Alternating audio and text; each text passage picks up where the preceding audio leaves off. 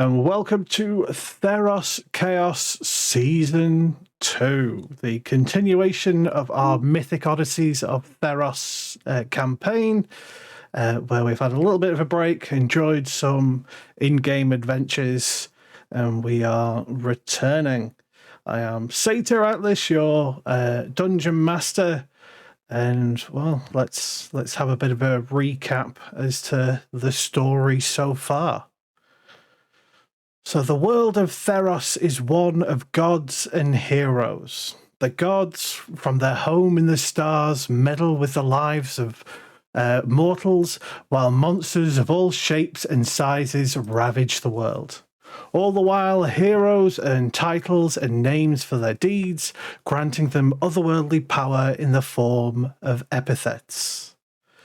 A group of 6 of these heroes found their destinies bound together at Listes. We have Skuts, the champion of Theros, on a quest to understand themselves. Dios, champion of Heliod, returned from death with an unknown purpose. Nadrin, champion of Thassa, visiting the surface world to reclaim lost treasure.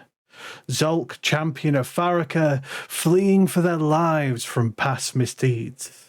Sogeg, champion of Mogis and cursed prince of Akros. Bennett, champion of Erebus, shackled by the weight of his sins. These 6 heroes were prophesied to either unite Theros or bring in its end times. The party of heroes chafed against each other, differing goals and ideals coming close to tearing the fledgling heroes apart. Yet it was when the party arrived in Lopus, a small village beset by an Eater of Hope, that the party's purpose was found. They learned that they were both saviours and slaughterers, the embodiment of divine punishment to mortal and monster alike.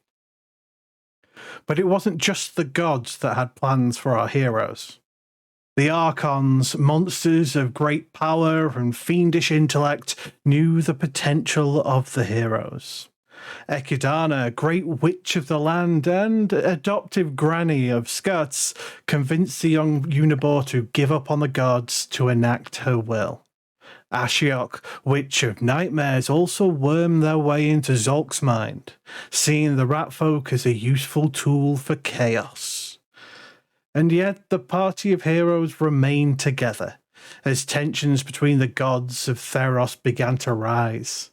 As they reached Tethmos in the open plains of Ereskos, Mahadi the Rakshasha welcomed the heroes into his golden city, although the sly devil seemed unable to get his claws into the heroes. The party of heroes made their way north, exploring the unknown until arriving at Sun's Mirror. They met with the Speaker Council of Ereskos, elder heroes who have forsaken the gods to protect their people, using the power of stories to keep the free peoples of Ereskos safe. They had many revelations for the party, hinting at the truths behind the parentage of Dios, the nature of the Unibor tribes, and the origins of Sogeg's Lamian curse. Using the power of a traveller's amulet, the party arrived in Neolantin. They saved the coastal city from a starving kraken, in spite of the blatant corruption and bigoted nature on open display. Yet their work was not yet finished, as the king had imprisoned a nightmare shepherd to save his son from death. It was Bennett, on the orders of the god of death, who unearthed this blasphemy, freeing the psychopomp and slaying the young prince.